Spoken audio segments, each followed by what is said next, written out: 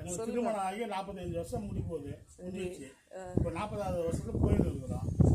எங்களுக்கு 3 பெண் பிள்ளைங்க, ஒரு ஆண் மகன். எங்கள் பெண் பிள்ளைங்களுக்கெல்லாம் பேரன் பேத்தி, என் பையனுக்கும் 3 பேத்திக்கு இருக்காங்க. பசங்களை கடவுள் நலமையா வச்சிருக்கிறாரு. சந்தோஷம். 3 பேத்தியா நம்மளுடைய பெரிய பேத்தி கல்யாணம் ஆயிடுச்சு. இப்ப அந்த அம்மா ஏதாவது குழந்தை வந்து பெற்று கொடுத்தாங்கன்னா சந்தோஷமா பார்ப்போம். கடவுள் இன்னும் எங்களுக்கு கொடுத்தாருன்னா இன்னும் கொஞ்சம் இருப்போம். கடவுள் கொடுக்குற வரைக்கும் இருக்கலாம். எப்படி தொடக்கத்துல இருந்தே இப்போ வரைக்கும் ஜாலியா தான் இருக்குதா வாழ்க்கை? கஷ்டமே இல்லையா? இளமை காலத்துல எப்படி சமாளிச்சீங்க கஷ்டத்தை எல்லாம், வறுமை எல்லாம்?